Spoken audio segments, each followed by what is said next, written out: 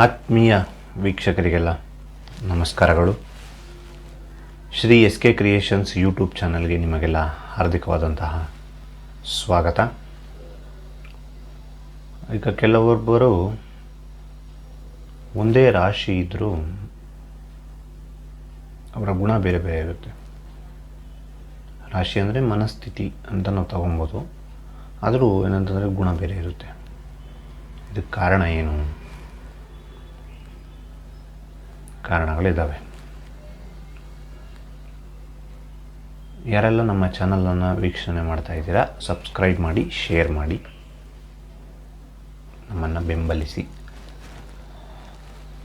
ಜ್ಯೋತಿಷ್ಯದಲ್ಲಿ ನವಗ್ರಹಗಳು, 12 ರಾಶಿಗಳು, ಜೊತೆಗೆ ದಶಾಭುಕ್ತಿ, ದಶಾಕಾಲ,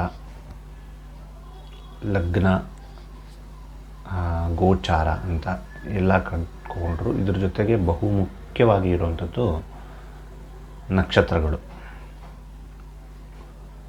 27 ನಕ್ಷತ್ರಗಳು, ಒಂದೊಂದು ನಕ್ಷತ್ರದಲ್ಲೂ 4 ಪಾದಗಳು, ಹೀಗೆ 108 ಪಾದಗಳು.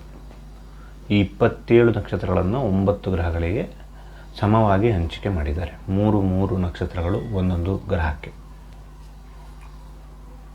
ಈ ನಕ್ಷತ್ರಗಳು ಬಹಳ ಮುಖ್ಯವಾದಂತಹ ಸ್ಥಾನವನ್ನು ತಗೊಂಡಿದ್ದಾವೆ ಜ್ಯೋತಿಷ್ಯದಲ್ಲಿ. ಯಾಕೆ ಅಂತಂದರೆ, ಒಂದು ಮಗು ಹುಟ್ಟಿದಾಗ ಯಾವ ನಕ್ಷತ್ರ ಉದಯ ಆಗುತ್ತೋ ಅದು ಜನ್ಮ ನಕ್ಷತ್ರ ಆಗುತ್ತೆ. ಆ ಜನ್ಮ ನಕ್ಷತ್ರದ ಮುಖಾಂತರ ಜನ್ಮ ರಾಶಿ ತಿಳಿತದೆ. ಅಂದರೆ ಚಂದ್ರ ಅಲ್ಲಿ ಇರ್ತಾನೆ ಅಂತ ಅದನ್ನು ಜನ್ಮ ರಾಶಿ ಅಂತ ಹೇಳಿ ಕರೀತಾರೆ. ಮತ್ತು ಉಳಿದ ಗ್ರಹಗಳು ಯಾವ ನಕ್ಷತ್ರದಲ್ಲಿ ಆ ಸಮಯದಲ್ಲಿ ಸಂಚಾರ ಮಾಡ್ತಿದ್ದಾರೆ ಅನ್ನೋದನ್ನು ನೋಡ್ಕೊತ ಜನ್ಮ ಕುಂಡಳಿಯನ್ನು ನಾವು ನಿರ್ಧಾರವನ್ನು ಮಾಡಬಹುದು. ಇಂಥ ಒಂದು ಮಹತ್ವದ ಸ್ಥಾನ ನಕ್ಷತ್ರಗಳಿಗಿದೆ. ಹಾಗಾದರೆ ಈ ನಕ್ಷತ್ರಗಳ ವಿಶೇಷತೆ ಏನು? ಮತ್ತು 27 ನಕ್ಷತ್ರದವರು ಯಾವ ಒಂದು ಪರಿಹಾರವನ್ನು ಮಾಡಿಕೊಂಡ್ರೆ ವೈಜ್ಞಾನಿಕ ವಿಧಾನದಲ್ಲಿ ಅವರಿಗೆ ಏನಂತಂದರೆ ಇರಬಹುದಂತಹ ದೋಷ ಆಗ್ಬೋದು ಅಥವಾ ಸರ್ವಾಂಗೀಣ ಬೆಳವಣಿಗೆ ಆಗ್ಬೋದು ಕಂಡು ಬರುತ್ತೆ ಅನ್ನುವಂತಹ ವಿಚಾರವನ್ನು ಮುಂದೆ ತಿಳಿತಾ ಹೋಗುವಂಥ ಒಂದು ಸರಣಿಯೇ ನಕ್ಷತ್ರಗಳ ವಿಚಾರ ಮತ್ತು ಪರಿಹಾರ. ಎಲ್ಲರೂ ನಮ್ಮ ಚಾನಲನ್ನು ನೋಡ್ತಾ ಇರಿ ಹಾಗೂ ಬೆಂಬಲಿಸ್ತಾ ಇರಿ. ನಕ್ಷತ್ರಗಳಲ್ಲೇ ನಂಬರ್ 1 ಮಹಾನಕ್ಷತ್ರ ಅನಿಸಿರುವಂತಹ ಅನುರಾಧ ನಕ್ಷತ್ರವು 27 ನಕ್ಷತ್ರಗಳಲ್ಲಿ 17ನೆಯ ನಕ್ಷತ್ರ. ಈ ನಕ್ಷತ್ರದ ರಾಶಿ ವೃಶ್ಚಿಕ ರಾಶಿ, ಅಂದರೆ ತನ್ನ 4 ಪಾದಗಳು ವೃಶ್ಚಿಕ ರಾಶಿಯಲ್ಲೇ ಬರುತ್ತೆ. ಇದರ ತತ್ವ ಅಗ್ನಿ ತತ್ವ. ಇದರ ದಶಾಕಾಲ 19 ವರ್ಷಗಳು. ಅಧಿಪತಿ ಶನಿ. ಅಗ್ನಿ ತತ್ವದ ಒಂದು ನಕ್ಷತ್ರ ಇದು. ಅಕ್ಷರಗಳು ನ, ನೀ, ನು, ನೆ ಈ ಅಕ್ಷರಗಳಿರ್ತವೆ. ಇದರ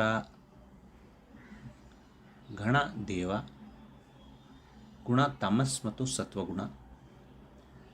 ದೇವತೆ, ಆಳುವ ದೇವತೆ ಮಿತ್ರ. ಪ್ರಾಣಿ ಹೆಣ್ಣು ಜಿಂಕೆ ಅಥವಾ ಮೊಲ.